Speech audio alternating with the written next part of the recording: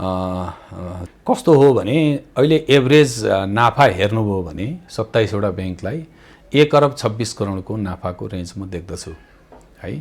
अब 21 अरबको हाम्रो इक्विटी फन्ड छ 27 वटा बैंकको हेर्दाखेरि भने रिटर्न अन इक्विटीको हिसाबले एनुअलाइज गरेर हेर्नुभयो भने 12-13% भन्दा बढीको चाहिँ रेन्जको हामी रिटर्न देख्दैनौँ। हाम्रै बैंकको पनि हेर्नुभयो भने प्रगति राम्रो देखिन्छ।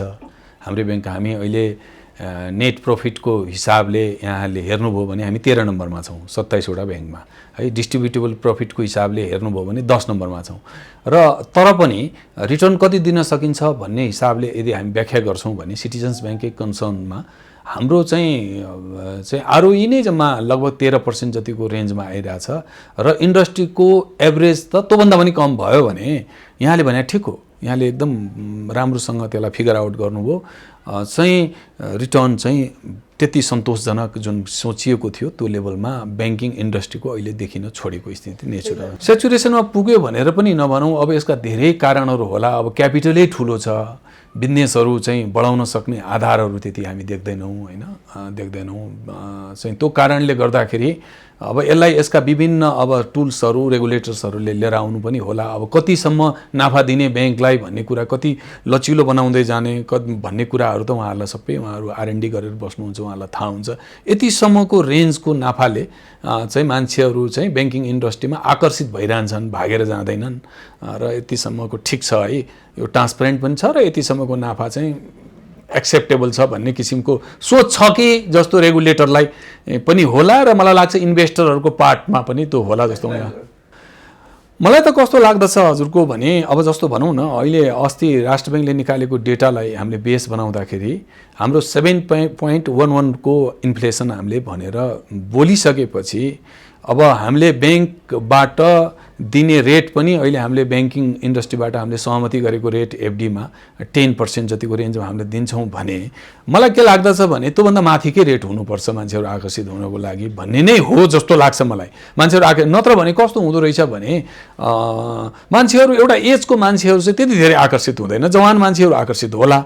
एउटा थाकेको हारेको एउटा सरल टाइपको जीवन बिताउन चाहने मान्छेले सुरक्षित टाइपको रिटर्न्सहरू खोज्छ जस्तो मलाई लाग्दछ र उनीहरू त्यति धेरै यो पार्टमा यो रिटर्न यो चाहिँ बजारसँग आश्रित टाइपको रिटर्न भन्दा फिक्स टाइपको रिटर्नमा बढी प्रभावित हुने जस्तो मलाई लाग्दछ। मैले के देखेँ भने अब जस्तो हेर्नु न कस्तो इन्ट्रेस्टिङ छ भने हामी चाहिँ लगभग लास्ट जेनेरेसनतिरको बैंक हो, हामीभन्दा पछाडि 4-5 वटा बैंकहरू आएको हो।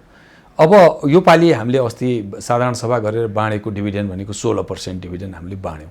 हामीले 16% डिभिडेन्ड बाँड्दाखेरि सिटिजन्स बैंक इन्डस्ट्रीको 27 वटा बैंकको फ्रेमवर्कमा हालेर हेर्दा टप 10 मा पर्ने भएछ क्या।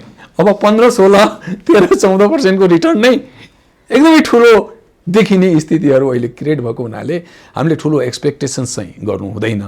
अब यो भनेको दीर्घकालीन लगानी हो भन्ने हिसाबले, सुरक्षित लगानी हो भन्ने हिसाबले सोच्नु पर्यो र सहज भएर हिँड्ने बानी सबैले पार्नु पर्यो भन्ने नै यसमा देखिन्छ। मैले त्यसरी बुझेको छु। मलाई त के लाग्दछ भने अब यो भनेको अनिवार्य तत्त्व हो कि बिहान हामीले दाल भात खाए जस्तै बैंकिङ पनि सोसाइटीलाई चाहिन्छ। त्यसले गर्दा बैंकिङको आफ्नै किसिमको चाम चाहिँ छ। अब यो हटेर जाने खाली रिटर्नको हिसाबले हेर्ने एउटा कुरा होला, मान्छेले प्रतिष्ठाको हिसाबले पनि हेर्ला, यसका अरू भेरिएबल्स पनि होला, त्यो हिसाबले पनि हामीले यसलाई व्याख्या गरिन्छ गर्नुपर्छ भन्ने मलाई लाग्दछ। रिटर्नको हिसाबले त बैंकिङमा चाहिँ लगानी गरेर धेरै रिटर्न पाउँछ भन्ने कुरा त अहिले यही हेर्नु भएन, शेयर मार्केटमा बैंकहरूको शेयर त बढेन नि। रिटर्नको हिसाबले त डेभलपमेन्ट बैंकको हिसाब, फाइनान्स कम्पनीहरूको शेयरमा जुन बजारले माया गर्यो त्यो रेन्जमा त कमर्सियल बैंकको राम्रो कमर्सियल बैंकहरूको पनि त हामीले शेयर प्राइसमा त्यति धेरै चाहिँ हामीले योगदान त हामीले देखेनौँ नि। त्यो एउटा पार्ट मैले देख्दछु। अर्को पार्ट चाहिँ अब कस्तो हुन्छ भने संस्थाहरू चाहिँ अब भनौँ न अब क्यापिटलकै हिसाबले हामीले हेऱ्यौँ भने लगभग 380 अरबको पेड अफ क्यापिटल बोकेको बैंकहरू आजको दिनमा हामी देख्दछौँ। अब नाफा हेर्नुभयो भने 34 अरब 35 अरब जतिको नाफा होला यो पुसको एन्डमा, त्योभन्दा बढी छैन। रिटर्न अघि मैले यहाँलाई भने अहिले यो 6 महिनाको रिटर्न भने 6% जतिको एनुअलाइज गर्नु भने त्यो 12-13% भन्दाको रिटर्न छैन भने त्यति धेरै एक्साइटिङ, त्यति धेरै यो पछाडि लाग्नुपर्ने किन पारदर्शी पनि छ फेरि के। यसको ब्युटी के छ भने सबैलाई सबै इन्फर्मेसनहरू पनि जहाँ अँध्यारो हुन्छ त्यहाँ बढी खेल्न पाइने भयो। यो त उज्यालो पार्ट भयो। उज्यालोमा त राम्रोसँग हामी हिँड्न सक्ने हुनाले मलाई के लाग्दछ हजुरको भने ब्याङ्किङमा त्यति धेरै चाहिँ रिटर्नको हिसाबले आगामी दिनहरूमा हामीले यही किसिमको रेगुलेसनलाई अगाडि बढाएर हिँड्यौँ भने त्यति ठुलो रिटर्नको चाहिँ मलाई लाग्दैन धेरै आश चाहिँ गर्दा हुन्छ जस्तो मलाई लाग्दैन। डबल डिजिट 10-12%, 15%सम्मको रिटर्न चाहिँ यदि ब्याङ्कहरूले दिन्छ भने त्यो ब्याङ्कलाई हामीले राम्रो ब्याङ्कभित्र राख्नुपर्छ भन्नुपर्छ जस्तो मलाई लाग्दछ। अब त्यो त अब हजुरको कस्तो हुँदो रहेछ हजुरको भने नि, अब मैले एउटा ठुलो भाँडोमा भुजा पकाएँ, भात पकाएँ, एउटा घरमा सानो भाँडामा खाना पकायो, खाने मान्छे कति थिए भन्ने इज इम्पोर्टेन्ट के, कुन भाँडामा कत्रो खाना पकायो भन्ने कुरा त्यति महत्त्वपूर्ण हुँदैन। अब मेरो ठुलो भाँडामा बनाएको खाना खानेहरूको सङ्ख्या ठुलो थियो, सानो भाँडामा बनाएको चाहिँ खानामा खाने सङ्ख्या कम थियो भन्ने जस्तो हो हजुरको यो प्रश्नको उत्तर चाहिँ। अरबमा नाफा देखिन्छ, मैले अघि पनि भने एभरेजमा हेर्दाखेरि 1 अरब 26 करोडको रिटर्न छ। अस्ति पुस इन्डमा हाम्रै ब्याङ्कको हेऱ्यौँ भने 1 अरब 23 करोडको हामीले नाफा कमायौँ अस्ति चाहिँ पुस इन्डमा भर्खर छापेकोमा। तर मैले कति पैसा लगानी गरेर 1 अरब 23 करोड कमाएँ भन्ने कुरा त अत्यन्तै महत्त्वपूर्ण होला नि त। मेरो 14 अरब 20 करोड रुपियाँको क्यापिटल छ, त्यो त अत्यन्तै धेरै छ। म अब आजको दिनमा भनौँ न कहाँ कतिखेर कहाँ के हुने हो भन्ने कुरा चिन्ता हामी हामी हामी ब्याङ्कर्स एसोसिएसनबाट पहल पनि गरेर आउँछौँ। ब्याङ्किङ कसुरका ऐनहरूदेखि लिएर थुप्रो पार्ट छ र व्यक्तिहरूलाई काम गर्ने ब्याङ्करहरूलाई यति दबाब छ रिटर्नको, मलाई त्यो फिल हुन्छ। किनभने इन्भेस्टरले त एक्सपेक्टेसन त राख्नै भयो नि त। कोही मान्छेको ब्रेड एन्ड बटर नै यो यसको रिटर्नबाट गर्ने गरी जीवन चलाउने मान्छेहरूको सङ्ख्या पनि ठुलो छ जस्तो लाग्छ। म कहाँ लगभग 1,71,000 सेयर धनीहरू हुनुहुन्छ आजको दिनमा। त उहाँहरूले ब्याङ्कले कति रिटर्न दिन्छ, यसबाट त मेरो अर्को वर्षको चाहिँ फाइनेन्सियल प्लान कसरी गर्ने भन्ने कुरामा कमसेकम सबै त नभनौँ कमसेकम 5-10% त आश्रित त हुनु होला नि भन्ने चाहिँ मलाई त्यसरी चाहिँ मैले हेर्ने हुनाले ब्याङ्कको रिटर्न चाहिँ एटलिस्ट 15% भन्दा माथि नै हुनुपर्छ जस्तो लाग्दछ मलाई। होइन, यसलाई अब 2-3वटा कुराले हेर्नुपर्छ जस्तो लाग्छ मलाई। पहिलो कुरा त अब हजुरको कस्तो हुन्छ भने लास्ट इयर चाहिँ लोनमा हामीले त्यति धेरै ग्रोथ लिन सकेको स्थिति थिएन। यही पुसलाई नै बेस बनाएर यहाँहरूले हेर्नुभयो भने डिपोजिट मैले म भन्छु त्यसैमा आउँदैछु। अब करिब हामीले करिब 300 अरब जतिको डिपोजिट यही बेलामा उठाइसकेका थियौँ। अहिले हामी 100 अरब जतिको रेन्जको हाम्रो डिपोजिटको रेन्जको हामी कुरा गर्दैछौँ। अब लगभग 450 अरब जतिको अहिले हामीले लोन बढाएको थियौँ। पोहोर साल 350 अरब जतिको मात्रै लोन थियो भनेपछि किन भइरहेछ भन्ने कुराको पनि हामीले प्रणालीगत रूपमा विश्लेषण गर्दा हेर्नुपर्छ। कोभिड अत्यन्तै एक हिसाबले अहिले जतिखेर यो लोनहरूको वृद्धि भयो सहज भएको स्थिति भएको हुनाले यति धेरै सामानहरूको डिमान्डहरू भयो, व्यक्तिहरूले त्यो सामानहरूको आवश्यकता पुरा गर्नको लागि बजारको निड अनुसारको सामानहरू आएको छ। अल्दो त्यो सामानहरू लग्जरी सामानहरू थियो या के थियो भन्ने कुरा त हामीले विश्लेषण गरेर फेरि केही मेजर्सहरू लिएर लोनहरूको वृद्धिहरूलाई रोक्नको लागि केही पहलहरूमा भएको म देख्दछु। तर कस्तो पनि भयो भने आएको ग्राहकहरू केही प्रोजेक्टहरू थियो, प्रोजेक्टहरू सहज स्थिति भइसक्यो, फेरि त्यो रोकिएका कामहरू सुरुवात भएको छ। नेचुरल क्रेडिटको डिमान्ड क्रिएट भयो के सोसाइटीमा, व्यवसायमा, उद्योगमा त्यसको एक्सपान्सनको लागि, त्यसको ग्रोथको लागि, त्यसको सञ्चालनको लागि चाहिँ आवश्यकता क्रिएट भएको हुनाले चाहिँ यो चाहिँ लोनहरूको वृद्धि भएको म देख्दछु। होइन, अब यसलाई कसरी लैजानु पर्थ्यो भन्ने कुरा एउटा इस्यु होला, तर डिमान्ड नै भएर ब्याङ्करहरूले पैसा दिएको, जबरजस्ती ब्याङ्करहरूले पैसा चाहिँ लगेर बाँड्या चाहिँ होइन, सोसाइटीबाट त्यो डिमान्ड क्रिएट भयो र त्यो डिमान्डलाई चाहिँ ब्याङ्करहरूले एड्रेस गरे हो। तर एड्रेस गर्ने क्रममा चाहिँ घाँटी हेरी हाड निल्नु भन्ने नेपाली उखानको जस्तो अब हामीसँग रिसोर्सेसहरू अत्यन्तै कम रिसोर्सेसमा हामी हिँडिरहेका छौँ। जुन किसिमको हाम्रो फोरकास्टहरू थियो पैसाहरू राम्रो आउला, रेमिटेन्स पनि घटेको स्थितिहरू भयो, हामीले क्यापिटल एक्सपेन्डिचरहरूका कुराहरू गऱ्यौँ, त्यो रेन्जमा सरकारको पैसाहरू पनि खर्च भएको हामीले देखेनौँ। डिपोजिटको जुन रेन्जमा खर्चहरू चाहिँ वृद्धि होला भन्ने हामीले सोचेको थियो त्यो वृद्धि पनि हुन सकेन। यो कारणले गर्दाखेरि चाहिँ असन्तुलन जस्तो चाहिँ रिसोर्सेस र त्यसको युटिलाइजेसनको पार्टको चाहिँ अलिकति समन्वय नभएको जस्तो देखेको हुनाले केही मिन्सहरू त सेन्ट्रल ब्याङ्कबाट पनि आएको जस्तो वर्किङ क्यापिटलको पार्टहरूमा अहिले चाहिँ जस्तो 20%का कुराहरू अलिकति फुलाउने कामहरूले लोनमा फुलाउने कामहरू नहोस्। किनभने हाम्रो एनपिएल हाम्रो देशको अत्यन्तै साउथ एसियामा हेर्दाखेरि पनि कम भएको भन्ने कुरा चाहिँ विभिन्न निकायहरूबाट आउने हुनाले काहीँ चाहिँ यो वर्किङ क्यापिटलहरूमा लगानी सही ठाउँमा गएन कि भन्ने बुझेँ मैले। मलाई त कस्तो लाग्छ भने अब भनौँ न एउटा हामीले कसरी यसलाई पोजिटिभली पनि ल्याउँ, मासमा गयो कि पहिला लिमिटेड मान्छेहरूले चाहिँ ब्याङ्किङ एक्सेस पाइरहेको थियो, फाइनेन्सियल एक्सेस बढेको छ, हामीले पोजिटिभली पनि लिनुपर्छ कि यस्ता कुराहरूलाई। अहिले गाउँ गाउँमा ब्याङ्कहरू गएको छन्, हेर्नुहोस् अलमोस्ट 1-2वटा गाउँपालिका बाहेक अरू सबै ठाउँमा गएको छ, त्यहाँबाट लोनहरू छ।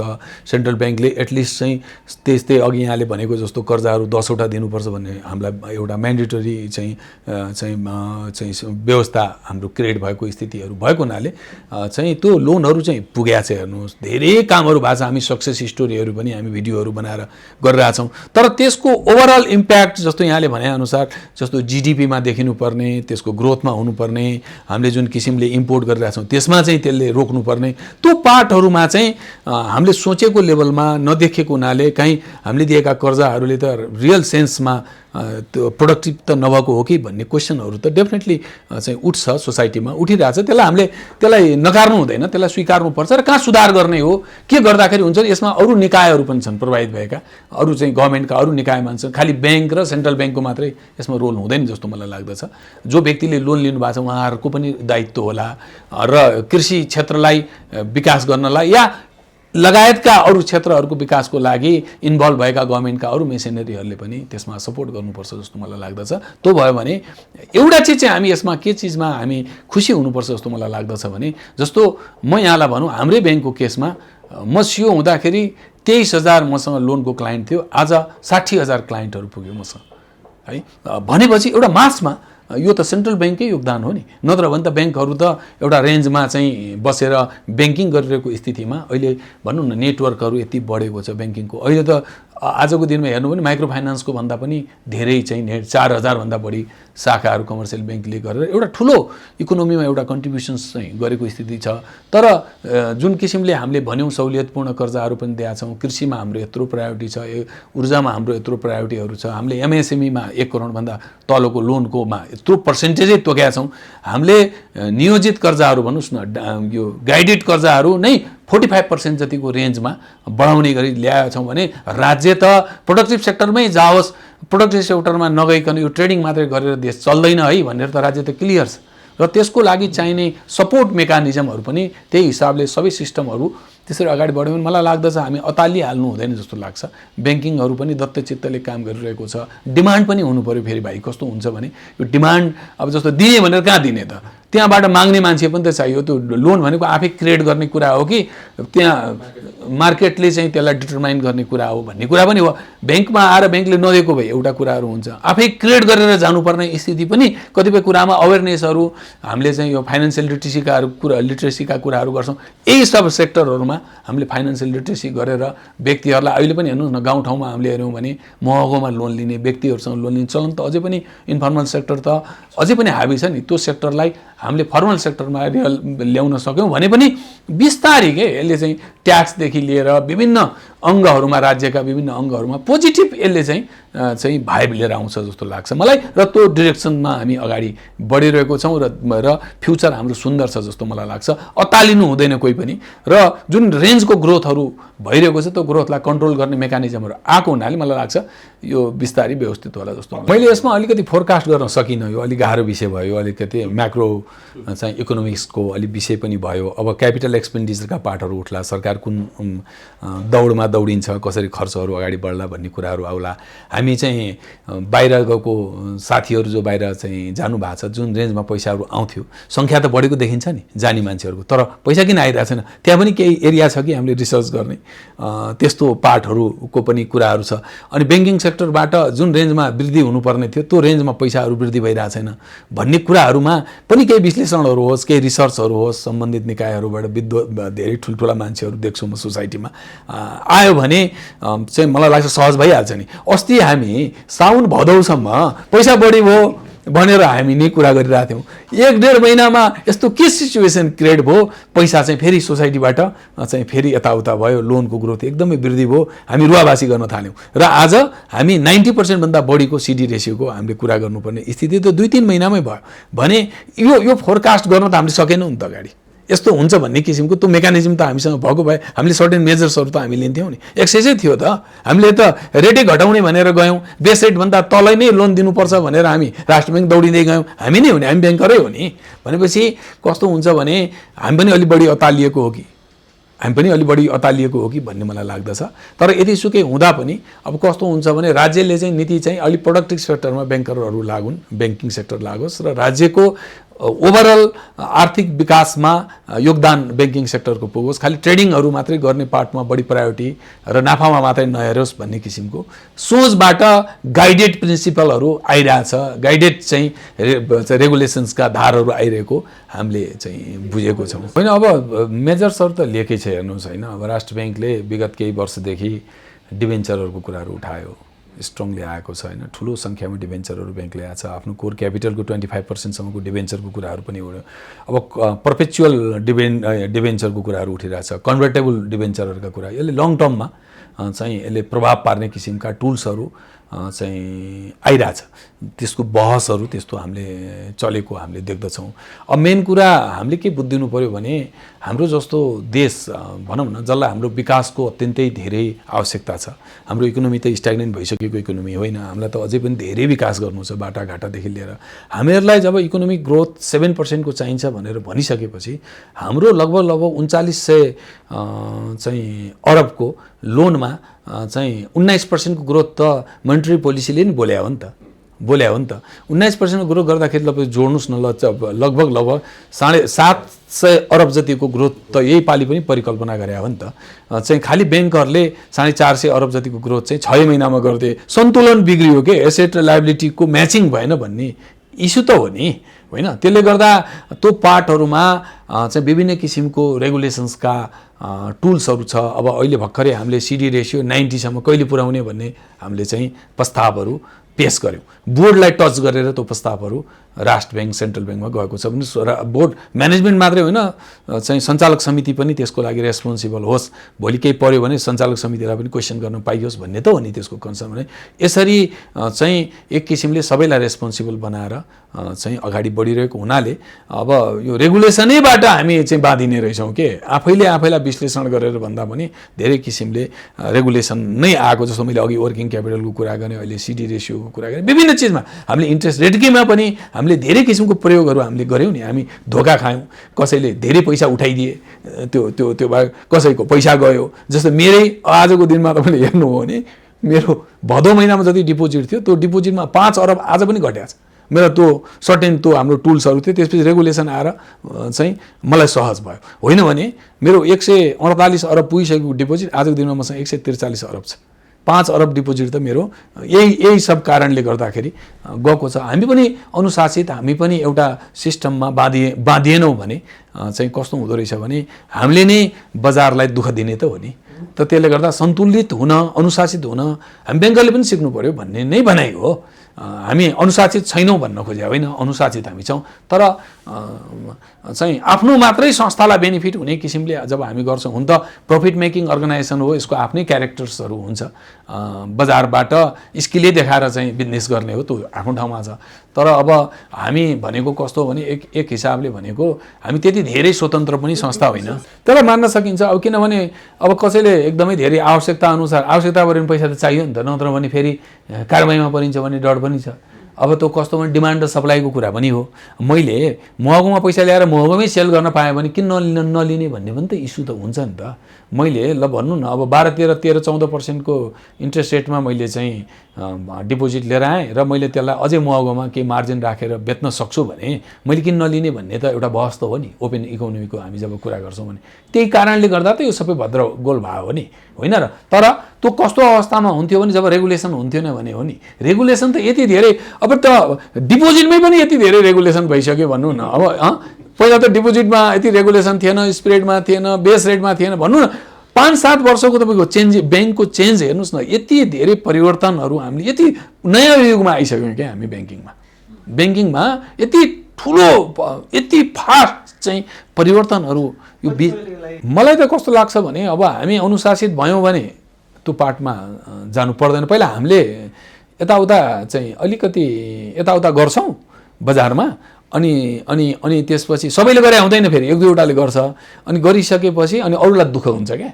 एउटाले चिमोड दिन्छ अनि उसलाई दुख्छ, ऊ कराउँछ क्या त्यहाँ सिस्टममा, अनि त्यो रोक्ने काम चाहिँ त्यो त अब थाहा हुँदैन नि त कसले गर्यो भन्ने कुरा हुन्छ। अब ब्याङ्किङमा त थाहा हुन्छ, अब भए पनि त फेरि अरूले पनि त्यही गर्लान् कि, उसले गल्ती गर्यो अनि मैले किन नगर्ने भन्ने फेरि संयमित किसिमले हामीले ग्रोथ लिँदै गएको भए त यत्रो धेरै धेरै चेन्जेसहरू त आउँथेन पनि होला जस्तो मलाई लाग्छ होइन। अब यो धेरै चिजमा रेगुलेसन्सहरू एक दुईवटा ब्याङ्कहरूले के बिगारिदिन्छन्, अनि बिगारेपछि अनि त्यसलाई रोक्नको लागि यो कस्तो हुन्छ भने यो हाइली रेगुलेटेड पनि हुनुपर्छ। हेर्नुहोस्, यो जनताको पैसा चलाउने ठाउँ हेर्नु मलाई चाहिँ त्यस्तो लाग्छ। यो अरू एरियामा हामीले त्यो ठिक छ, यो जस्तो अरू सेक्टरमा त त्यस्तो छैन नि त। यो भनेको हामीले यो अत्यन्त विश्वासको व्यापार गर्ने यो ठाउँ हो ब्याङ्किङ भनेको, र यो व्यापारमा चाहिँ यो सबैको आँखा लाग्छ, यसमा सबैको आँखा पनि लाग्छ। यत्रो मान्छेहरू जस्तो भन्नु न, मेरै 13 लाख ग्राहकहरू हुनुहुन्छ आजको दिनमा, ब्याङ्क कस्तो छ भन्ने कुरा कन्सर्न त हुन्छ नि, उहाँले पैसा राख्नु भएको छ नि यहाँ, होइन र भनेको। त त्यसले गर्दाखेरि चाहिँ हामीले स्वतन्त्रताको नाममा चाहिँ यत्रो मासलाई एड्रेस गर्नुपर्ने चाहिँ जिम्मेवारी बोकेको निकायले चाहिँ रेगुलेसनको फ्रेमवर्कमा त हामी बस्नैपर्छ जस्तो मलाई लाग्छ। होइन, मैले त के भन्छु भने अहिले पनि त हामीले एसएलएफमा त धेरै ठुलो पैसा पो उठाएको छौँ त। हेर्नु त यो वर्ष यो 6 महिनामा हामीले त बढी उठाएको छौँ होइन। रिपोबाट पनि पैसा आछ, उसबाट पनि आछ, गभर्मेन्टको विभिन्न टुल्सहरूबाट त पैसाहरू ब्याङ्कहरूले लिएको, नत्र भने त तपाईँको यहाँ धेरै गाह्रो हुन्थ्यो नि त होइन। त्यो पार्ट छ। अब यस्तो बेलामा आन्तरिक ऋण लिँदाखेरि त्यसको चाप त ब्याङ्किङैबाट जाने पैसा त हो नि, त्यसको चाप हुन्छ। यसले फेरि एउटै शिक्षा के दिन्छ भने कहाँ गएर जोडिन्छ भने क्रेडिट ग्रोथमा हामी संयमित हुनु पर्यो भन्ने नै यसको सङ्केत हो। हामीले उग्र किसिमले अब पनि क्रेडिट ग्रोथ गर्दै हामी हिँड्यौँ भने मलाई के लाग्दछ भने यसले हामीलाई नै दुःख दिने हो भन्ने नै हो। यो अब पैसा भएन भने हामीले धेरै अनप्रोडक्टिभ सेक्टरहरूमा धेरै जानु भएन।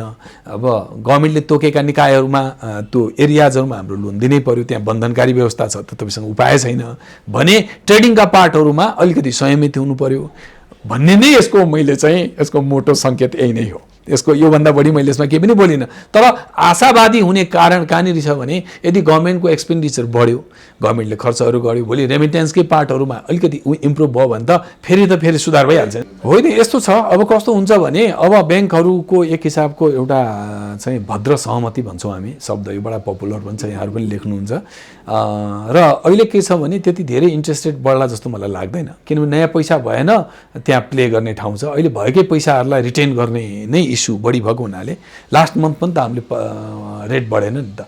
नबढेपछि अब बेस रेटको रेन्ज यही नै हो, बेस रेटको रेन्ज यही नै हो, 8 पोइन्ट समथिङको रेन्जमा अहिले बेस रेट छ। र प्रिमियम अलरेडी फिक्स भएको हुनाले प्रिमियममा राष्ट्र ब्याङ्कले पनि अत्यन्त कडासँग हेरेको हुनाले चाहिँ जति असर पर्ने हो ब्याङ्किङलाई नै, ब्याङ्कै नाफामा असर पर्ने म देख्दछु। त धेरै चाहिँ यो व्यापारिक वर्गहरूलाई धेरै ठुलो इम्प्याक्ट पर्ने जस्तो मलाई लाग्दैन, किनभने प्रिमियम फिक्स छ क्या होइन। बेस रेटसँग जब प्रिमियमको लिङ्केज एकदमै चाहिँ सहज किसिमले बनाइदिइसकेपछि व्यापारी वर्गहरू त्यो जगत चाहिँ धेरै चाहिँ यसप्रति अतालिनुपर्ने म जरुरी म देख्दिनँ। र ब्याङ्करहरूको पार्टहरूबाट पनि हामीहरू ब्याङ्करहरू पनि अब भनौँ न, अब नयाँ पैसा नआउने, अब कुन पैसाको लागि लिने, सबैजनाको एउटा सहमतिबाटै धेरै उग्र रूपले अगाडि नबढौँ, यसले हाम्रो धेरै ठाउँमा असर गर्छ भन्ने किसिमको एक किसिमको हामीलाई सोच डेभलप भइसकेपछि मलाई लाग्दैन त्यति ठुलो इम्प्याक्ट इन्ट्रेस्ट रेटमा चाहिँ प्रभाव पर्दैन। तर अब लिक्विडिटीको अभावको कारणले गर्दा लिक्विडिटीको पार्टमा अलि असहज, फेरि चुनाव पनि आउँदैछ। मैले अस्ति डेटा पनि हेरेँ, मलाई इन्ट्रेस्टिङ लाग्ला। हामीले योभन्दा अगाडि 5 वर्ष अगाडि चाहिँ इलेक्सन जुन गरेका थियौँ मङ्सिर महिनामा गरेका रहेछौँ। मङ्सिर महिनापछिका 3-4 महिनामा डिपोजिट के भयो त भनेर हेर्दा ग्रोथै भएर रहेछ कि, डिपोजिट बाहिर जान्छ कि फेरि यताउता हुन्छ कि भन्ने पार्टको एउटा चाहिँ पार्टमा मैले चाहिँ यहाँ एनालाइसिस गर्न लगाएको थिएँ। अहिले के छ भने राष्ट्र ब्याङ्कले हामीलाई 2टा चोइस दिएको छ। यो अहिले जुन बन्ड हामीले निकालेका छौँ जुन 25% भनेको छ, त्यसमा वेदर तपाईँहरू यसलाई क्यापिटल एडुकेसनमा काउन्ट गर्नुहोस् या सिडीमा काउन्ट गर्नुहोस् है भनेको छ। असारसम्म चाहिँ 2टैमा काउन्ट गर्ने नै नियम छ।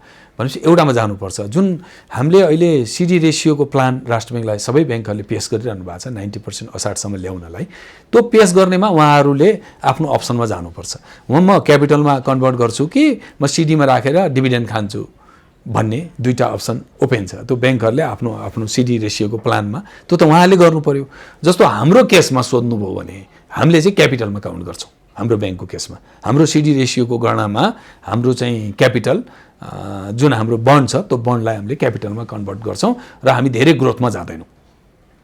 कुरा बुझ्नु भएन? हाम्रो नेटवर्क छ, हामी लगभग 174वटा ब्रान्च छ, हामी ब्रान्चहरूलाई मोबिलाइज गर्छौँ, हामी इन्डिभिजुअल डिपोजिटमा जान्छौँ, हामी सानो सानो स्केलको डिपोजिटहरू कलेक्सन गरेर हामी सानो लोनहरूको हल्का विस्तार गर्ने र यो चाहिँ यो म्यान्डेटरी लोनहरूलाई त्यो छ हाम्रो पुगेकै छ, त्यसलाई बढावा दिने र मास स्केलको ब्याङ्किङमा हामी जाने गरी हामीले प्लान गरेका छौँ र यसले गर्दा मलाई लाग्छ सबै ब्याङ्कहरूले आफ्नो चाहिँ प्लान त्यही किसिमले गर्नु होला। अप्सन त राष्ट्र ब्याङ्कले छोड्दैकै छ, त्यसले गर्दाखेरि पनि एउटा ठुलो होइन घटेको देखिएन, घटेको चाहिँ नदेखिएको हुनाले पैसा जस्तो ब्याङ्किङ च्यानलबाट बाहिर जाला फेरि चाहिँ गाह्रो हुन्छ कि भन्ने पार्टमा 5 वर्ष अगाडिको चुनावको बेलामा ब्याङ्किङ डेटा हेर्दाखेरि त्यो घटेको चाहिँ हामीले फिल नगरेको हुनाले त्यति धेरै यो चुनावको कारणले गर्दा यो पार्टमा त्यस्तो धेरै ठुलो प्रभाव पर्ला जस्तो हामीले फिल गरेका छैनौँ होइन। अब यसमा अझै आधिकारिक धारणाहरू त आउला सम्बन्धित ठाउँहरूमा, तर अब अहिलेको पार्टमा के छ भने रिसोर्सेसहरू को अभाव भएको हुनाले रिसोर्सेस हामीले अभाव देख्यौँ नि त आजको दिनसम्म अभावै छ।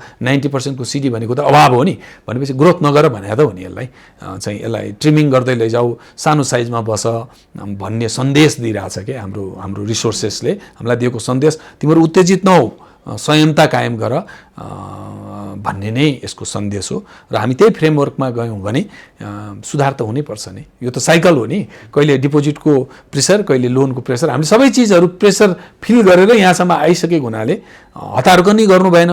अनि इन्भेस्टरज्यूहरूले पनि के बुझिदिनु पर्यो भने यो त बेला बेलाको कुरा हो नि, यत्रो हामीले कोभिडबाट देशलाई जोगाएको स्थितिहरू छ, अब इकोनोमी चलायमान भइरहेको स्थितिहरू भएको हुनाले यस्तो कहिलेकाहीँ चाहिँ रिटर्नहरू घट्छ है। अर्गनाइजेसनकोले सधैँ एकनासको रिटर्न जस्तो व्यवस्थामा पनि रिटर्न दिने, कहिलेकाहीँ त 1-2 वर्षसम्म रिटर्न पनि चाहिँ नभए पनि हामी हिँड्नु सक्नुपर्छ। यत्रो डिजिटल ब्याङ्किङका कुराहरू छ, इन्भेस्टमेन्टका कुराहरू छ, ब्याङ्कहरूलाई नै एउटा सब्सिडी जस्तो खोलेर डिजिटल ब्याङ्किङको लागि, जस्तो हामी चाहिँ यो म्युचुअल फन्डको लागि सब्सिडी खोल्न दिन्छौँ, हामीले लघु वित्तको लागि सब्सिडीहरू खोलेको छ नि ब्याङ्कहरूले थुप्रोले खोले, लाइक द्याट यो डिजिटल ब्याङ्किङको लागि पनि चाहिँ गर्ने लगानी गर्ने बेला हो के यो इन्भेस्टमेन्ट गर्ने चाहिँ र मान्छेहरूलाई यो manless banking, cardless banking, automation, process अटोमेसनहरूतिर र चाहिँ यो नयाँ जेनेरेसनको नयाँ पुस्ताहरूको लागि ब्याङ्किङ गर्ने किसिमको टेक्नोलोजी युज गर्ने, फिनटेकहरूमा लगानी गर्ने, अब यसमा इन्भेस्टमेन्ट गर्नु पर्ने, अझै अग्रेसिभली लगानी गर्नुपर्ने बेला भएको हुनाले चाहिँ यो लगानी हो, यसले पछि रिटर्न दिन्छ। यो त 10औं पुस्तासम्म खाने बिजनेस हो नि त, यो प्रत्येक वर्ष भटाभट खाने फसल काटे जस्तो होइन यो भनेर सबैजनाले बुझ्दिनुपर्छ जस्तो लाग्छ मलाई। मैले चाहिँ त्यसरी बुझाएको छु। यहाँले भनेको कुरा एकदमै सहज हो। अहिले म कहाँ लोनको ग्रोथको लागि मलाई चाहिँ चिन्तै छैन। पैसा हुने भने लोन अहिले यति धेरै डिमान्ड छ, ब्रान्चहरूदेखि त्यस्तै डिमान्ड छ। अहिले लोनमा धेरै स्किल देखाउनु पर्ने चाहिँ म देख्दिनँ। अहिले स्किल देखाउने भनेको केमा हो? रिसोर्सेसको कलेक्सनमा अहिले कसैले स्किल देखाउँछ भने त्यहाँ स्किल देखाउनु पर्यो कि होइन। अप्ठ्यारो त अब यसलाई कसरी लिनुहुन्छ हेर्नु न। अब जस्तो यहाँले मर्जरतिर सङ्केत गर्न खोज्नु भएको हो भने, यदि हो त हो भने त्यसको लागि पनि जवाब कस्तो रहन्छ भने, जस्तो अब सबैजना टाइट छन्, अब त्यो टाइट जोडिएर पनि त्यसले के सिनर्जी ल्याउने, त्यो जोडेर के सिनर्जी हुने हो। अब मेरो आजको दिनमा 13.57 को क्यापिटल एडिक्वेसी छ आजको दिनमा होइन। अब काउन्टर साइक्लिकल बफर 2% थियो लास्ट इयर चाहिँ हामीले एकछिनलाई उ गऱ्यौँ होइन। त्यो भयो भने 13%मा तललाई क्यास डिभिडेन्ड बाँड्न नदिने चाहिँ क्लियर छ होइन र।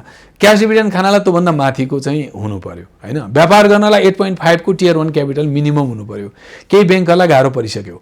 हाम्रो चाहिँ आजको दिनमा 10.5 को Tier 1 क्यापिटल भएको हुनाले हामीले व्यापार गर्न सक्छौँ। तर व्यापार गर्न सक्छौँ भन्दैमा बाटो खाली छ, तर मेरो जिउमा तागत पनि त हुनु पर्यो। त्यो भनेको रिसोर्सेस हो। मसँग रिसोर्सेस छ भने हिँड्न त सक्दिनँ, बाटो त खाली नै छ। बाटो खालीमा दौडिनमा तागत चाहियो, जोस चाहियो। त्यो जोस भनेका रेसियोजहरू होलान्, ती रेसियोजहरूले मलाई साथ दिइरहेको छैन।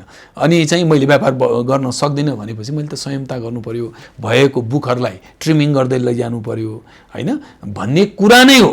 अनप्रोडक्टिभ सेक्टरबाट प्रोडक्टिभ सेक्टरतिर कसरी जाने भन्ने कुरामा बहस चलाउनु पर्यो भन्ने कुरा र त्यहाँबाट कसरी रिटर्न ल्याउने भन्ने पार्टहरूमा हामीले बढी ध्यान दिनु पर्यो भन्ने सन्देशहरू क्लियरली आइरहेछ। ग्रोथको सम्भावना आजको दिनमा हामी त्यति देख्दैनौँ। केही रेसियोजहरूले ग्रोथ गर भन्दै पनि अरू रेसियोजहरूले रोकिरहेको हुनाले हुनसक्छ त्यो यहाँ हजुरले भनेको कुरा पुष्पबाबु त्यो हुनसक्छ। किनभने अब हामी यति धेरै चाहिँ हामी इम्पोर्ट गरिरहेछौँ। हाम्रो धेरै ठुलो छ नि, हेर्नु न 700-800 अरबको ट्रेड डिफिसिट छ। ब्यालेन्स अफ पेमेन्ट माइनसमा छ हैन, करिब करिब 195 अरबको। उसको हेर्नुभयो भने करेन्ट अकाउन्ट 300 अरबभन्दा माथिको माइनसमा छ, माथिको छ। सबै इन्डिकेटरहरूले राम्रो नदेखाएको हुनाले राज्यको काम त देशमै उत्पादन होस्, मान्छेहरू घरमै बसुन्, यही मेहनत गरून् भन्ने त हुन्छ नै। अब त्यो मेरो भनाइ चाहिँ यसमा पुष्पबाबु यो चाहिँ रेगुलेटरलाई नै सोधौँ उहाँहरूले यसबाट सही जवाफ चाहिँ मलाई दिनु होला जस्तो लाग्छ। तर क्यापिटलको साइज ठुलो भइसकेपछि चाहिँ रिटर्नको प्रेसर चाहिँ हामीहरूलाई पर्छ।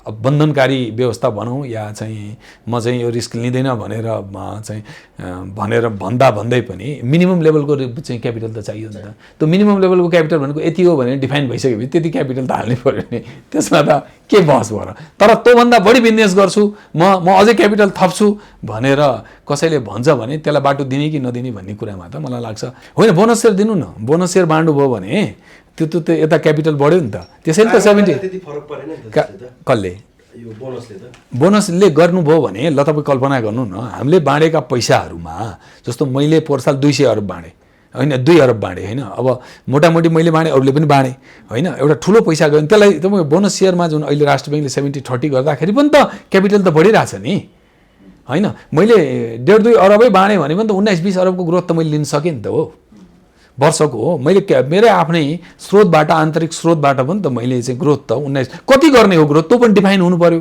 अब यति % चाहिँ भन्ने कुरा जब हामी मोनेटरी पोलिसीबाट ल्याइसकेपछि ब्याङ्कले यति उहाँले त सबै विश्लेषणै गरेर आइरहेको हुन्छ क्या। अब हामीले बोल्दाखेरि त्यति धेरै हामीलाई त्यति तथ्याङ्कले सपोर्ट गरेर आउँदैन, हामीले त मोटो रूपले हेरेर बोल्ने हो। तर मैले बुझेको सिम्पल भाषा के हो भने 13% भन्दा माथि भइसकेपछि तपाईँ क्यास बाँड्न पाउनुहुन्छ, 11 सम्म छ भने तपाईँले बाँड्न पाउनुहुन्छ बोनस सेयर बाँड्दाखेरि त्यो त क्यापिटलमै कन्भर्ट हुने हो। क्यापिटलमा गर्दाखेरि अब 8 अरब 10 अरबको चाहिँ ब्याङ्कहरू भइसके, मेरै 14 अरब 20 करोड रुपियाँको ब्याङ्क हो। 10% नै बाँड्दाखेरि पनि मैले 1 अरब 40 करोड मैले बाँड्नुपर्छ। 1 अरब 40 करोडले मेरो जेनेरेट गर्ने भनेको 16-17 अरबको लोन त मैले नेक्स्ट इयर जेनेरेट गर्न सकिहाल्छु नि। कति तपाईँलाई ग्रोथ गर्नु पर्यो? अहिले मैले 6 महिनामा ग्रोथ गरेको भनेको 8 अरब त हो नि। मैले अहिले 6 महिनामा इन्डस्ट्रीको 15 अरबले ग्रोथ गरेँ, त्यतितिर लगाएको छ के। तपाईँ हेर्नुहोस् न, त्यो रेगुलेसनले त त्यही सन्देश दिइरहेको छैन र भने प्रष्ट सन्देश त त्यही नै छ नि। बोनस सेयर दिन भन्नुको मतलब आफ्नै आन्तरिक बेसबाट तपाईँहरू लोन वृद्धि गर्नुहोस् भने त हो नि। म अब यसलाई अलिकति अब यसरी भनौँ है, आशिष बाबुले बडा राम्रो क्वेसन गर्नुभयो, यसको जवाब मैले यसरी दिन्छु। जस्तो भनौँ न, हामीले यसलाई दुईटा चाहिँ पार्टबाट हेरौँ। पहिला हामीले 3टा संस्था लिएको थियौँ। हामीले काठमाडौँ वेस्ट जस्तो पिपुल्स फाइनान्स लियौँ, प्रिमियम लियौँ, नेपाल हाउसिङ लियौँ। यसले हामीलाई केही सर्टेन हामीलाई बलियो बनायो, त्यो संस्थाहरूबाट हामीले गऱ्यौँ। त्यसपछि म सिओ भएर आइसकेपछि हामीले 3टा संस्था लियौँ। हामीले के लियौँ? सहयोगी विकास ब्याङ्क जनकपुरमा लियौँ है, त्यसपछि हामीले तिनाउ मिसन डेभलपमेन्ट ब्याङ्क लियौँ र हामीले सृजना फाइनान्स लियौँ। यसले गर्दा हामीलाई के भयो भने पूर्वाञ्चलमा हामी दह्रो भयौँ। आज मसँग पूर्वाञ्चलमा 26 वटा ब्रान्च भयो, हामी 12-13 वटा ब्रान्च लिएर बस्छौँ। मसँग करिब 15 अरबको बिजनेस छ पूर्वाञ्चलमा र डिपोजिट पनि मसँग शानदार डिपोजिट लिएर म अनि 2 नम्बरमा सृजना यो हामीले लिइसकेपछि, सहयोगी लिइसकेपछि आजको दिनमा मसँग करिब 15 अरबको चाहिँ लोन छ, 12 अरब जतिको डिपोजिट मैले 2 नम्बरमा छ। मसँग 27 वटा ब्रान्च छ 2 नम्बर प्रदेशमा। खालि मसँग ब्रान्च नभएको भनेको सर्लाही जिल्लामा मात्रै हो, सबै जिल्लामा छ र राम्रो बिजनेस गरेर मलाई 35 करोडको नाफा दियो यो अस्ति 2 नम्बरले पुसमा है। अब 3 नम्बरमा काठमाडौँमा हामी आफै बलियो छौँ, 44-45 वटा ब्रान्च छ र एउटा विडम्बना भन्नु सबै अरू ब्याङ्कहरूको के छ डेटा मलाई थाहा छैन। हाम्रो केसमा चाहिँ करिब 65% बिजनेस चाहिँ 3 नम्बर प्रदेशमा छ, इन्टायर बिजनेसको 65% जतिको है त्यो रेन्जको बिजनेस म देख्दछु। 3 नम्बरमा रिसोर्सेस धेरै छ है 3 नम्बरमा, तर पनि अझै पनि एक्सपान्सनहरू हामीलाई खोज्छ। तर रेगुलेसन्सको कारणले गर्दा केही ब्रान्चेसहरू काठमाडौँ बाहिर नखोलिकन खोल्न नपाउने नियमले गर्दा चाहिँ हामीले त्यो गर्न चाहिँ अझै अग्रेसिभली जान सकेका छैनौँ। 3 नम्बर प्रदेशमा गण्डकीमा हामी कमजोर छौँ, गण्डकीमा हामीले सर्टेन स्ट्राटेजी लिनुपर्ने संस्था खोजेको पनि थियौँ, यहाँले भनेको थियो आशिष भाउ हामीले चाहिँ। र अब हामी कसरी जाने भन्ने कुरा चाहिँ हामीले स्ट्राटेजिक प्लानिङ अहिले फेरि नयाँ बनाउँदैछौँ, त्यहाँ हामी केही एड्रेस गर्छौँ। 5 मा लुम्बिनी लियौँ हामीले, लुम्बिनी प्रदेशमा तिनाउ लियौँ र आजको दिनमा हामीसँग 50 वटा ब्रान्च छ र करिब करिब 18-19 अरबको दुईटै साइजको डिपोजिट र लोनको साइजको हाम्रो बिजनेस छ र शानदार हामीले गरिरहेछौँ लुम्बिनीमा। त्यसपछि आउनुहोस् कर्णाली प्रदेशमा छ, तर बिलिभ गर्नुहोस् गण्डकी प्रदेशभन्दा हाम्रो कर्णालीमा राम्रो छ, हामीले राम्रो गरेका छौँ। हामी हुम्ला जस्तो ठाउँमा त्यो नेपालको हाइएस्ट उसमा सदरमुकाम हो, 77वटा जिल्लामा सबभन्दा हाइटमा पर्ने हो। सिमीकोटमा म आफै गएको थिएँ ब्रान्च खोल्नलाई। हामी नाम्का भन्ने तिब्बतको छेउमा छौँ, हामी सर्के गाडहरूमा छौँ। हाम्रो कर्णाली प्रदेशमा 9वटा ब्रान्च छ र त्यसले त्यहाँको बिजनेस हाम्रो राम्रो छ, हामी सन्तुष्ट छौँ। कर्णाली प्रदेशलाई मा पैसा छ है, पपुलेसन कम छ। जस्तो सिमीकोटमा मैले त्यहाँ गर्दाखेरि सिमीकोट बजारमा 4500 जनसङ्ख्या थियो जम्मा है। मलाई सोध्नुभयो भने आज मेरो 6000 भन्दा बढीको चाहिँ अकाउन्ट खुलिसक्यो मेरो त्यहाँको ब्रान्चमा, किनभने अरू सराउन्डिङ एरियाको पनि ब्रान्चकोमा चाहिँ अकाउन्ट खोलेको स्थितिहरू भएको हुनाले। त्यस्तै गरेर जुम्लामा त्यस्तै छ, जुम्लामा अरू ब्याङ्कहरू पनि हुनुहुन्छ। त्यस्तै गरेर मैले चाहिँ डोल्पामा हाम्रो दुनैमा छ, जोफालमा छ, कल्पना गर्नुहोस्। यता मुगुमा मुगुमा पनि हामी छौँ, खालि कालीकोट छैन, हामी कालीकोटलाई पनि प्लान गरिरहेको छौँ। सुर्खेतमा हाम्रो आफ्नै बिल्डिङमा हामीले घर बनाएको छौँ, चाहिँ हाम्रो प्रदेश कार्यालय छ, शानदार छ कर्णाली प्रदेशमा, सिटिजन दह्रो छ। तर सुदूरपश्चिममा हामी कमजोर छौँ, सुदूरपश्चिममा हामी कमजोर छौँ। सुदूरपश्चिममा अलिकति हामीले गण्डकी र सुदूरपश्चिमतिर हामीले मेहनत गर्नुपर्ने छ। मैले तपाईँको क्वेसनको जवाब कसरी दिन खोजेको भने, अब कस्तो थियो भने अब त्यतिखेर 2-2.5 वर्ष अगाडि हाम्रो अकाउन्ट साइज 4 लाख थियो, आज हामी 13 लाख एकाउन्ट पुग्यौँ, नम्बर अफ एकाउन्ट है। मसँग लोनको अकाउन्ट चाहिँ 23,000 थियो, आज मसँग 60,000 पुग्यो। मोबाइल ब्याङ्किङ मसँग 5 लाखभन्दा बढी भइसक्यो। कार्डहरू चलाउने मसँग करिब करिब 2.5 लाख जति पुगिसक्यो है। पुरा चेन्ज छ। ब्रान्चहरू 81वटा थियो, अहिले 174वटा। म 6वटा काठमाडौँमा तुरुन्तै खोल्दैछु, अहिले हामीले घर खोज्ने क्रममा छौँ है। एक किसिमले पुरै परिवर्तन छ, ठुलो भयो ब्याङ्क, ठुलो भयो। यसको लागि आशिष बाबुले भने जस्तो साना जुन हामीले डेभलपमेन्ट ब्याङ्क र फाइनेन्स कम्पनी काठमाडौँ बाहिर रिजनल लेभलको ल्याउँ, त्यसको बहुत ठुलो। अब हेर्नु, अब 2-3वटा पार्टहरू छ। अब रिटर्नको हिसाबले हेर्नुभयो भने चाहिँ म पहिला रिटर्नमा जान्छु। डिभिडेन्डको हिसाबले हेर्नुभयो भने पोर्सल हामीले अस्ति 16% बनायौँ, त्यो संस्थालाई मात्रै हटाएर हाम्रो मात्रै बिजनेसबाट हेर्नु मेरो 19-20%को रिटर्न थियो। रिटर्नको हिसाबले हेर्नुभयो भने है, रिटर्नको हिसाबले हेर्नुभयो भने मलाई चाहिँ त्यति धेरै ठुलो फाइदा भएको छैन। रिटर्नको हिसाबले हेर्नुभयो भने धेरै मान्छेहरूले रिटर्नको हिसाबले हेर्छन्, तर हामीले के हेरौँ भने एउटा नेटवर्क बनाऊ नेटवर्क छ नि त, त्यहाँ तयारी रेडिमेड चाहिँ संस्थालाई जोड्ने हो नि, त्यहाँ गएर फेरि ब्रान्च खोलेर बिजनेस गर्दै हिँड्ने होइन नि। त हामीले चाहिँ के हेरौँ भने 2-4 पैसा बरु बढी नै दिउँ त्यो संस्थालाई, 2-4 पैसा बढी दिउँ, त्यसमा धेरै गनगन नगरौँ, त्यसमा कचकच नगरौँ, उहाँहरूलाई इज्जत दिउँ, उहाँहरूले भनेको कुरा मानिदिउँ। एकजना स्टाफलाई पनि जागिरबाट आउट नगरौँ, एकजना स्टाफलाई पनि नगरौँ, सर्टेन फ्रेमवर्कभित्र उहाँहरूलाई जबमा राखौँ र राखेर त्यो संस्थालाई एकदमै चाहिँ छोरी माइत आए जस्तो गरौँ, नहेपौँ, अपमान नगरौँ, एउटा इज्जत दिउँ। र त्यो इज्जत सिटिजन्स ब्याङ्कले ती साथीहरूलाई पुरा दिएको छ र दिएको कारणले गर्दाखेरि अब हाम्रो त्यसले व्यापार बढाउनलाई सपोर्ट गर्छ। अहिलेसम्म हामीले त्यति धेरै एकदमै ठुलो साथीहरूले हेर्दाखेरि सानो भयो भन्दा चाहिँ सानो चाहिँ भएन, ठुलो भयो भन्ने छ, भयो होइन। मान्छेले त त्यसरी हेर्छ नि त, टाटा डिपोजिट कति छ, यति छ, लोन कति छ, यति छ, नाफा कति छ, यति छ, यो कति नम्बरमा छ, डिपोजिटमा 16 नम्बरमा रहेछ, लोनमा कति छ, 17 नम्बरमा छ, डिस्ट्रिब्युटेबल प्रफिटमा कति छ, 10 नम्बरमा छ, स्प्रेडमा कति छ, 10 नम्बरमा छ, नेट प्रफिटमा कति छ, 13 नम्बरमा छ भन्ने हिसाबले हेर्ने चलन जुन छ त्यसमा त सपोर्ट गर्यो। तर रियल प्रोडक्टिभिटी, रियल इफिसियन्सी, त्यो सिनर्जी अब हामी लिन्छौँ। अब हामीले किनभने कमर्सियल ब्याङ्कको धारमा गऱ्यौँ, किनभने उहाँहरू अर्कै सफ्टवेयरमा चलाइरहनु भएको थियो, अर्कै धारमा चलाइरहनु भएको थियो। हामीले पुरै उहाँलाई 1-1.5 वर्ष हामीले उहाँ सिस्टम सिकाउनलाई, हामीसँग युज टु बनाउनलाई हामीले खर्च गरेका छौँ। हामीले धेरै ट्रेनिङहरू दिएको छौँ, हामीले हतार गरेका छैनौँ, हामीले एउटा समायोजन गरेका छौँ, एउटा सम्मानको समायोजन गरेका छौँ है। र यसले कालान्तरमा सिटिजन्स ब्याङ्कको रोडम्याप, बाटो अझै राम्रो बनाउँछ र व्यापारमा धेरै ठुलो सपोर्ट गर्छ जस्तो। बडा मिठो आशिष बाबु क्वेसन सोध्नुभयो। वास्तवमा हामीलाई कुनै डेभलपमेन्ट ब्याङ्क, फाइनेन्स कम्पनीहरू एटलिस्ट ख र ग वर्गको चाहिँ यदि सिटिजन्स ब्याङ्कसँग मर्जरको लागि इच्छा जाहेर गर्नुहुन्छ भने चाहिँ हाम्रो मर्जर कमिटी छ। हाम्रो मर्जर कमिटी एनी टाइम खुल्ला छ, हामी कुरा गर्छौँ र हामी सहज हिसाबले कुरा गर्छौँ। हामीलाई त्यस्तो एरोगेन्सी बोकेर चाहिँ त्यो कुरै छैन, हेपेर कुरा गर्ने कुरै छैन। सहज एउटा एकदमै चाहिँ इक्वल स्ट्याटसमा हामी कुरा गरेर हामी बाटो निकाल्ने प्रयास चाहिँ हाम्रो हुन्छ। त्यही कारण त हामीसँग 6वटा संस्था हामीले चाहिँ गऱ्यौँ नि। अब हामीलाई चाहिएको भन्दा पनि अब चाहिँ यदि आवश्यकता भइदियो भने ख र ग को केसमा हामी चाहिँ ओपन छौँ। हामीलाई त्यसमा तपाईले त्यो ट्याक्स डिबेट जुन थियो त्यो छैन, त्यो गरे होइन। बिजनेसै गर्ने गरी एउटा स्ट्रेन्थ नै लियो अहिले छैन नि। अहिले ख र ग लिएर त्यो ट्याक्सको बेनिफिट पाउँदैनौँ हामीले। सुदूरपश्चिममा एउटा पनि संस्था बाँकी छैन पुष्प बाबु है।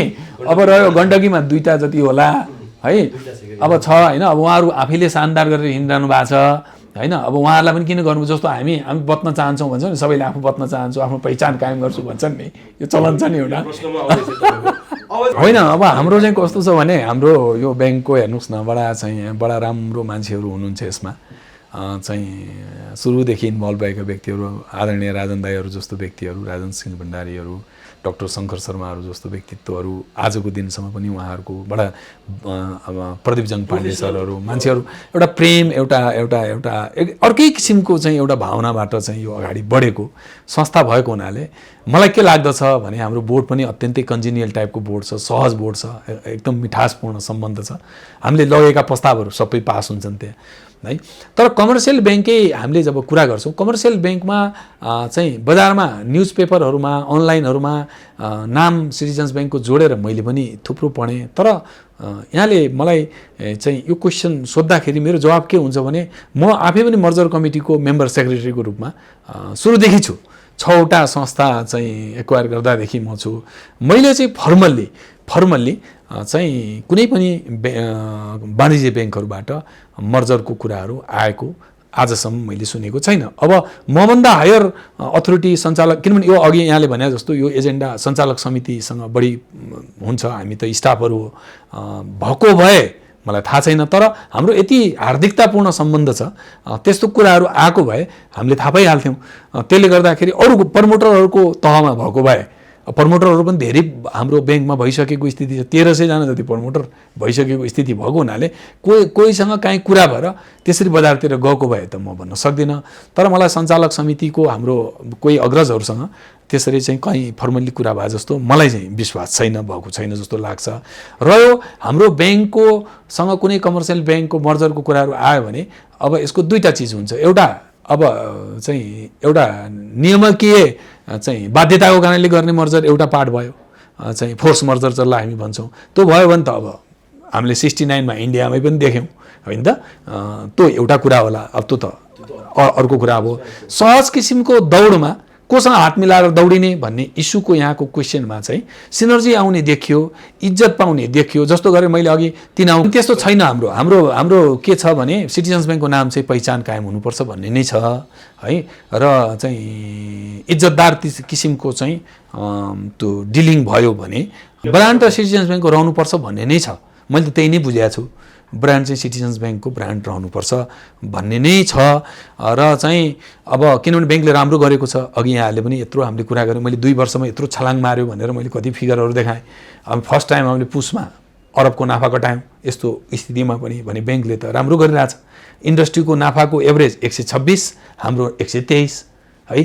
त्यो पनि मैले धेरै प्रोभिजनहरू अहिले बेलामा भएको हुनाले, नत्र भने मेरो पनि अझै प्रफिट हुन्थ्यो। प्रोभिजनहरू बढाएर राखेको स्थिति भएको हुनाले ब्याङ्कले एउटा गति गयो।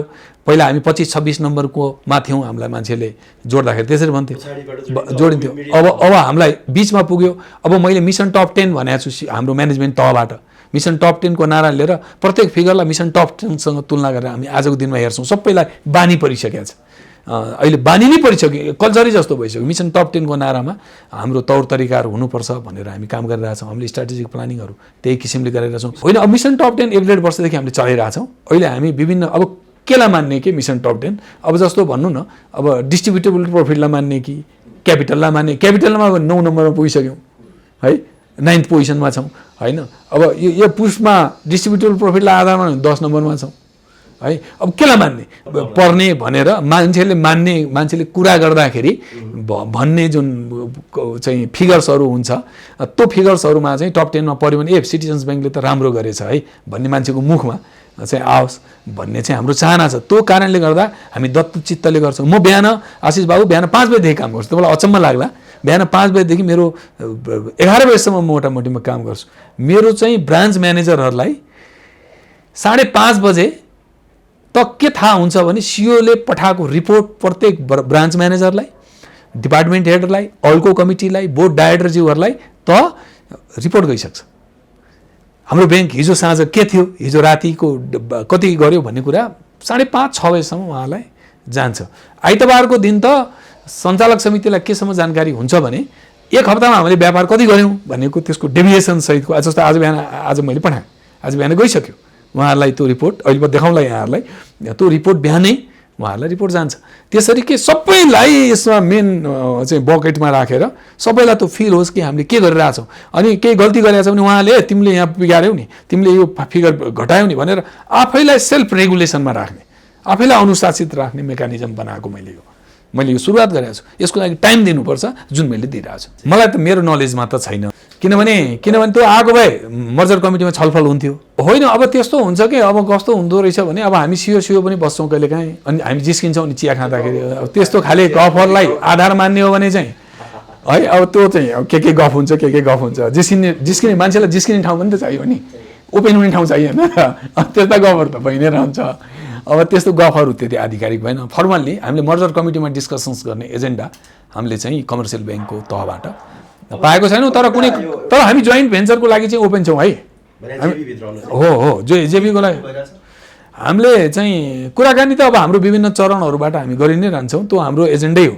हाम्रो चाहिँ त्यो चाहिँ एकदमै हामी चाहिँ राम्रो पार्टबाट चाहिँ हामीले पायौँ भने हामी जेबीको लागि चाहिँ हामी खुल्ला छौँ। बिरसी त मैले अघि पनि भने, अहिले पनि कुनै बिरसी यहाँहरूको यत्रो पपुलर मिडियाबाट सन्देश गरेर कोही आउँछ भने यहाँलाई म धन्यवाद पनि दिन्छु। अहिले हेर्नु न, यो कोभिडले चाहिँ देशलाई नै यो डिजिटल लाइनमा दौडाएको स्थितिहरू छ। हाम्रो गभर्नर साहबको फोकसै थियो। कति ठाउँमा त क्युआरको उद्घाटन गर्नु पनि गइसक्यो सर, होइन भएको हुनाले बजार अहिले जुन रेन्जमा दौडिरहेछ हामी पनि प्यारेलली त्यही रेन्जमा हामी पनि दौडिरहेछौँ। हाम्रो प्रोडक्टहरू, डिजिटल प्रोडक्टहरू कुनै पनि हिसाबले कमजोर हाम्रो छैन, त्यो गरिरहेछौँ। तर यसमा R&D को पार्ट बडा महत्त्वपूर्ण हुन्छ। हामीले 2 वर्षको मार्गचित्र बनाएको छौँ, अस्ति पास गऱ्यौँ। अब त्यो म चाहिँ त्यसलाई बिस्तारै बाहिर लिएर आउँछु। अब हामी 2 वर्षमा हाम्रो डिजिटलमा हामी कहाँ पुग्ने, कुन एरियामा के गर्ने, किन पैसा पनि धेरै लाग्छ क्या यसमा, किनभने बोर्डको पनि यसमा धेरै ठुलो इन्भल्भमेन्ट सहमति चाहिने हुनाले हामीले चाहिँ 2 वर्षको एउटा मार्गचित्र, एउटा चाहिँ हामीले चाहिँ रोड म्याप बनाएको स्थिति छ म्यानेजमेन्ट तहबाट। एउटा त्यो हामीले गरेको छौँ। अहिले धेरै कुराहरू, साना कुराहरू चाहिँ भएको छ। अब जस्तो भन्नु न, एटलिस्ट पेमेन्ट सिस्टम त नेपालमा अब त ब्याङ्कै नआइकन हुने त बनाइयो नि त। यसमा धेरै मान्छेहरूको चाहिँ योगदान छ भयो भने। अनि अब त्यो बनाएको चिजमा हामी त्यति बराबर दौड्यौँ कि दौडेनौँ भनेर हेर्दा हामी पनि दौड्यौँ।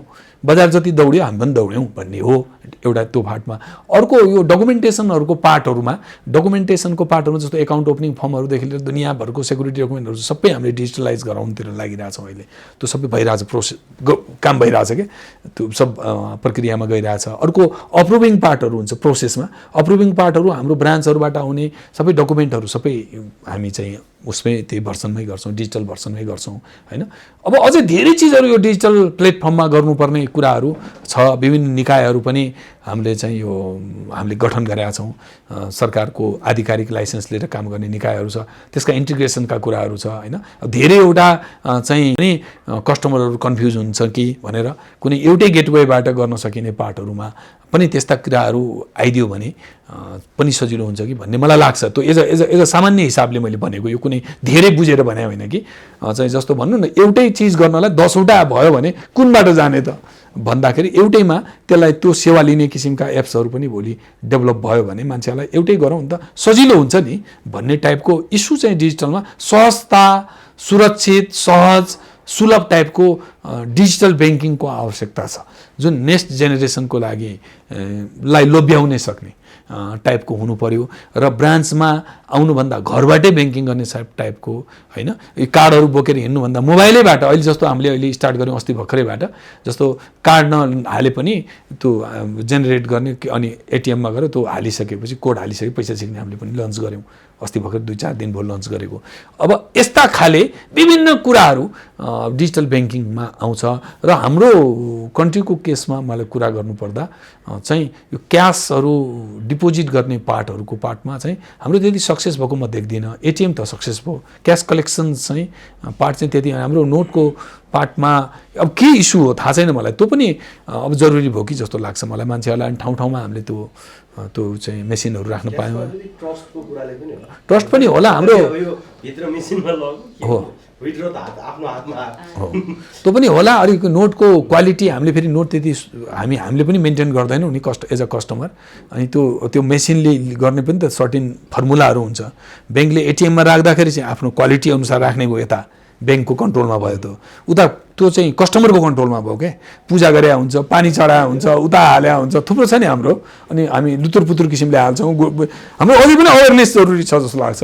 ऋण लिने बढाउनु पर्यो, यही डिजिटल प्लेटफर्मका जुन अघि मैले कति कुराहरू भने होइन, धेरै चिज छ क्या अहिले। त्यो कुराहरू चलाउन जान्दैनन् क्या मान्छेहरू, त्यो पनि चलाउनलाई अवेर बनाउनु पर्यो। के चिज छ त्यसको अवेरनेसका पार्टहरू एउटै ठाउँबाट आइदिने हामीले मेकानिजमहरू बनायौँ। बरु ब्याङ्कहरूसँग भएको CSRका फन्डहरू छ त्यसमा युज गरे हुन्छ क्या। त्यो कुनै एउटा निकायहरूबाट, सबै इन्डिभिजुअल ब्याङ्कहरूले गर्नुभन्दा कुनै निकायहरूबाट गर्नु पावरफुल हुन्छ क्या। म्यासेज जानु पर्यो क्या, पिपुलमा म्यासेज जानु पर्यो। त्यसलाई अघि चाहिँ पुष्पबाबुले भने जस्तो लोनको कस्टमर पनि त बढाउनु पर्यो नि, होइन र डिपोजिटको मात्रै त अवेरनेस होइन, अकाउन्ट मात्रै खोल्ने त अवेरनेस होइन र त्यसलाई चाहिँ त्यसको प्रयोग हामीले गऱ्यौँ धेरै मान्छेलाई सहज हुन्छ नि।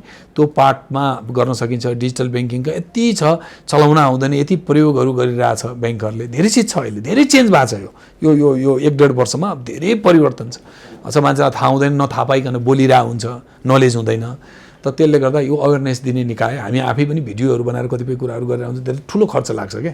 त्यसलाई इन्टिग्रेटेड इन्डस्ट्रीलाई नै एड्रेस हुने टाइपको म्यासेज जाने किसिमको हामीले म्यासेजहरू बनाएर हामीले त्यो गर्न सक्यौँ भने बरु त्यो चाहिँ हामीले अघि भने जस्तो हाम्रो जुन बजेट छ CSRको त्यो बजेटलाई युज गर्न सकेर, पहिला थियो नि ब्याङ्किङ प्रवर्धन केन्द्र भन्ने, अहिले छ कि छैन थाहा छैन मलाई, त्यस्ता खाले निकायहरू भइदिएर त्यहाँबाट त्यो बजेटहरू लिएर गऱ्यौँ भने त पावरफुल म्यासेज जान्छ नि। ब्याकग्राउन्डको मान्छे पनि होइन, म म्यानेजमेन्टको मान्छे हो र एउटा विश्वास गरेर उहाँहरूले चाहिँ जिम्मा दिएपछि मैले चाहिँ त्यही पुरानै टिम, कुनै नयाँ म्यानेजमेन्ट टिममा नयाँ मान्छे ल्याएको पनि छैन, त्यही साथीहरूलाई विश्वास गरेँ। मैले पनि त विश्वास गर्नु पऱ्यो नि त, विश्वासैबाट चल्या हुन्छ। साथीहरू सबै मेहनती हुनुहुन्छ। हामीले गरेको मेजर चिजहरू भनेको जस्तो मैले अघि यहाँले भन्नुभयो भनिसकेको छ। फेरि म यसलाई एकै ठाउँमा ल्याएर जोडेर भन्छु। जस्तो कस्टमर नम्बरै हामीले धेरै बढायौँ। जसो म CEO हुँदाखेरि मलाई याद छ 4,49,000 कस्टमर साइज थियो जम्मा। आज मसँग 13,30,000 चाहिँ मसँग डिपोजिट होल्डरहरूको छ। मसँग डिपोजिटको भोल्युम 65 अरबको डिपोजिट हुँदाखेरि म CEO भएको। आज मसँग 143 अरबको डिपोजिट छ। लोन मसँग 59 अरबको लोन हुँदाखेरि म CEO भएको। आज मसँग 133 अरबको लोन छ है। अब नाफा नै हामीले चाहिँ भन्नुस् न, अब अस्ति 1,23 करोडको नाफै हामीले छाप्यौँ। मैले फेरि रिपिट गरेँ, मसँग उसको यो कार्ड होल्डरहरू 74,000 कार्ड होल्डरहरू हुनुहुन्थ्यो। अहिले मसँग 2.5 लाख कार्ड होल्डरहरू लिएर हामी हिँडिरहेका छौँ। ब्रान्चहरू 81वटा ब्रान्च थियो, आज 174वटा ब्रान्च छ। 6वटा फेरि थपिँदैछ, 180वटा ब्रान्चहरू हुँदैछ है। अब मोबाइल ब्याङ्किङको कस्टमरहरू 89,000 मोबाइल ब्याङ्किङको कस्टमरहरू हुनुहुन्थ्यो। आज मसँग 5 लाख चाहिँ कस्टमर हुनुहुन्छ। अझै एक्टिभ त 4 लाख हुनुहुन्छ, नचलाउने कस्टमर सहित इनएक्टिभ सहित 5 लाख हो। भने विभिन्न एरियाजहरूमा हामीले धेरै ठुलो फड्को मारेका छौँ र मान्छेले हेर्ने अन्दाजै पनि अहिले फरक छ। सिटिजन्स ब्याङ्क ठुलो भयो, चाहिँ कन्स्ट्यान्टली डिभिडेन्डहरू 15%, 11% कोभिडको बेलामा चाहिँ हामीले त 1 रुपियाँ पनि डिभिडेन्ड दिन सकिन्न कि भनेर बोर्डबाट 0% डिभिडेन्डको कुरा गरेको छ। हुन त रेगुलेटरहरूको पनि ठुलो रोल छ, त्यतिखेर डिभिडेन्ड बाँड्नलाई धेरै रिल्याक्सेसन्सहरू भएको रोल पनि हो। 0%, 11% र योपालि 16% गरेर मैले लगभग 42% डिभिडेन्ड पनि चाहिँ फेरि त्यो पनि बढेको क्यापिटलमा। आज हामी 14 अरब 20 करोडको क्यापिटलको हामी कुरा गर्छौँ र योपालि पनि मलाई के लाग्दछ भने यही स्थितिहरू रहिरह्यो भने हामीले ग्रोथै लिन नसके पनि अलिकति यसरी म्यानेज गऱ्यौँ भने डबल डिजिटको चाहिँ अब यति नै % त नभनौँ, डबल डिजिटको रिटर्नको लागि हाम्रो फाइनान्सियलले पुसको फाइनान्सियलले त्यो देखाउँछ। चाहिँ त्यतिसम्म जान सकिने हुन त अब अरू के हुन्छ अरू बाँकी कुरा त पछिको कुरा हो तर फाइनान्सियलले देखाउने चाहिँ त्यो देखाइरहेको हुनाले अनि एउटा कुरा अनि ऊर्जा छ अर्को कुरा एकदमै ऊर्जा छ स्टाफहरुमा एकदम म बिहान चाँडै उठ्छु 4:55 त म स्टाफहरुको बर्थडे विश गर्छु एभ्रीडे त्यो मलाई त त्यो नगरिकन चाहिँ म कुनै एक्टिभिटिज नै गर्दिन म बेडबाटै मेरो जुन स्टाफको बर्थडे हुन्छ त्यो उहाँलाई म पर्सनली एसएमएस पठाउँछु त्यो पनि मेसेजमै पठाउँछु उसको पर्सनल टेलिफोनमै चाहिँ उसको मोबाइलमा मेसेज पठाउँछु अब भन्नु न अब त्यो साथीहरु यत्रो नयाँ नयाँ आउनु भएको छ भेट भएको छैन तर सीओ को तर्फबाट मलाई बर्थडे विश आयो भन्दा भेट त भएको छैन नि यत्रो मर्जर गरियो कोभिड थियो भेट भएको छैन एउटा अपनत्व प्रेमको भावना पनि हामीले जगाएको छ यहाँ यो राम्रो प्लेटफर्म हो है यहाँ ठुलो सिनियर लेभलको मान्छेहरुसँग भेट्नलाई सहज छ कुनै त्यो इगो कुनै काहीँ केही त्यो धेरै त्यो हेरार्कीहरु केही छैन जतिखेर जहाँ चाहिँ सहज छ भन्ने टाइपको एउटा त्यो किसिमको प्रेमको भावना पनि हामीले तलैसम्म गराएको छ यस्तो छ अब यसमा हामी जिस्केको त छैनौं लिने नै हाम्रो सोच हो अब कस्तो हुन्छ भने अब उहाँहरुको पनि अब अहिले त सेन्ट्रल बैंकको पनि सकभर बचोस् भन्ने छ के यो डेभलपमेन्ट बैंक फाइनान्स कम्पनी भन्ने हामी सुन्छौं न्यूजहरु पढ्नु त्यही भएर त त्यो छुटहरु छैन अब छुटहरु छैन हामी देख्दैनौं वाणिज्य बैंकसँगै गएपछि मात्रै छुट छ नभए छैन तर हामीले त्यो छुटको लागि गरेको पनि होइन मैले अघि पनि भने हामीले चाहिँ व्यापार बढोस् ठुलो होस् भन्ने हिसाबले गरेको हुनाले हाम्रो भावना अलि फरक थियो मैले स्टाफहरुकै पार्टमा पनि सबैजना आउनुहोस् भन्ने थियो अहिले पनि चाहिँ म नामै त म लिदिन तर 6-7 वटा चाहिँ डेभलपमेन्ट बैंक र चाहिँ फाइनान्स कम्पनीको अध्यक्षज्यूहरुसँग उहाँहरुसँग म बेला बेलामा यसो फोन गरेर हुन्छु फोन गर्छु उहाँहरुलाई के छ हजुर हालचाल भनेर सोधिरहेको हुन्छु त्यो चाहिँ गर्छु म गरिरहेको छु त्यो मेरो रेगुलर काममै पर्छ हामी छौं है हजुर भनेर भन्छु म त्यति चाहिँ भन्नु मलाई आनन्द लाग्छ उहाँसँग चिनजान पनि छ म उतातिर भिजिट गएको बेलामा पनि सकभर भेट्न जान्छु मलाई भेट्दाखेरि आनन्द लाग्छ मिल्यो भने खाना पनि खान्छु उहाँहरुसँग बसेर त्यो चाहिँ भइराछ अब हाम्रो मर्जर कमिटी पनि अत्यन्तै लचिलो टाइपको छ सहज टाइपको छ र चाहिँ त्यसले गर्दाखेरि यदि केही आयो भने रिजल्ट आयो भने पनि यहाँले यसलाई सहज रूपमै लिदिनु होला किनभने यिनीहरु लागि नै राथे यिनीहरुको निरन्तर प्रयासकै फल हो यो अपरझट भएर गरे